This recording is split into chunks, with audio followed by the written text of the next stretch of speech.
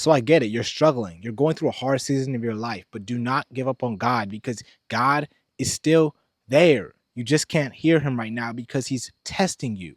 If you're at the end of your rope right now and you feel like nothing is going to go your way, you feel like God's not in the midst of this. You feel like God has just left you. You feel like God has just completely abandoned you. This video is for you. There's going to come a time in your walk with Christ where you feel like God has completely left you. And honestly, that's okay because that is just God testing you. I want to give you 3 ways to know that you are covered by the blood and you are completely fine. When God is trying to bless you, he will test you. And how he tests you is when he throws something difficult at you and makes it seem like he's not there to test your faith. I want to read a story that I always read, but it just goes with everything, honestly. And that story is found in Matthew 8 verses 23 to 27. Then he got into the boat and his disciples followed him. Suddenly a furious storm came up on the lake, so that the waves swept over the boat, but Jesus was sleeping. Keep that in mind for a second. The disciples went and woke him up saying, "Lord, save us, we're going to drown." He replied, "You of little faith, why are you so afraid?" Then he got up and rebuked the winds and waves, and it was completely calm. The men were amazed and asked, "What kind of man is this? Even the winds and waves obey him." Now, you may have heard me read this story before, but I just love talking about it because it completely helps me recenter myself when I'm losing faith. And that is because when I think that God isn't with me, I always try to picture God in the corner of the room, just sleeping or just watching me quietly because he knows, okay, can I trust him to trust me that everything's going to be okay?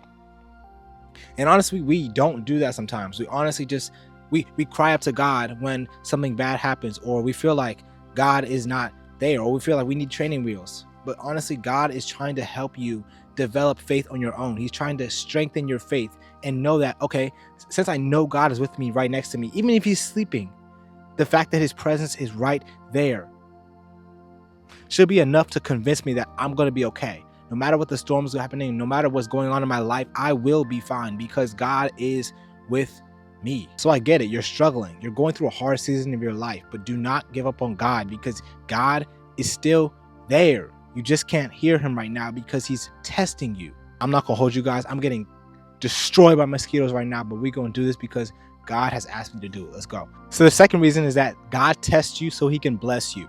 How can you expect God to bless you if you're not showing faith?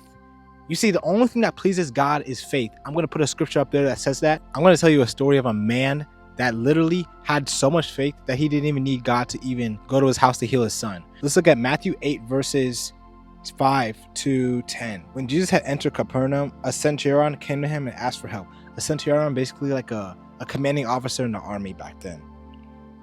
"Lord," he said, "my servant lies at home paralyzed, suffering terribly." Jesus said to him, "Shall I come and heal him?"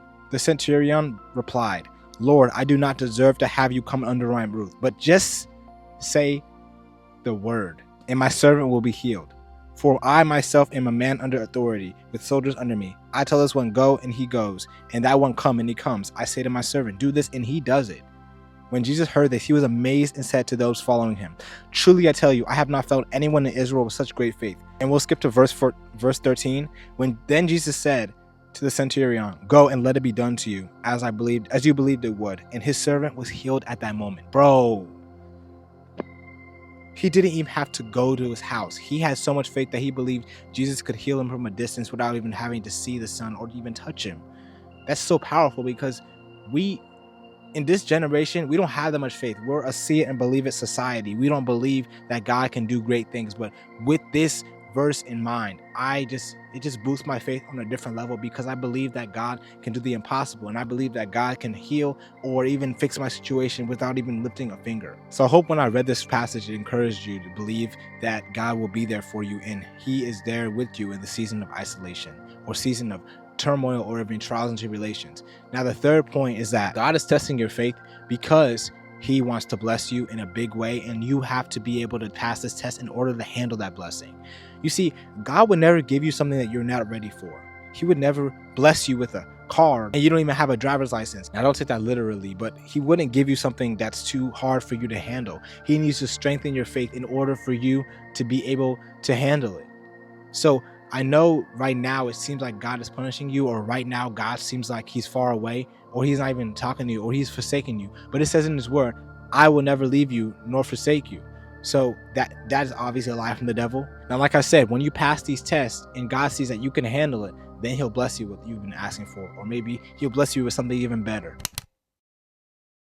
But that's all I got for you guys. If you guys were edified by this video, please make sure to subscribe, make sure to like, and make sure to share this with 3 people, because I know people are struggling with their faith. I know people have issues, and if you have issues with your faith, you guys can check out my one-to-one coaching. I can help you, guide you, and keep you accountable. Now, if you guys want to support this ministry, you guys can check out my clothing brand. I have a hoodie with me right now. The hoodie is satin so that it doesn't mess up your hair and get lit in your hair. This is how it looks for you guys. This is the back. This is the front, this is the hood, which is silk. But without further ado, peace out.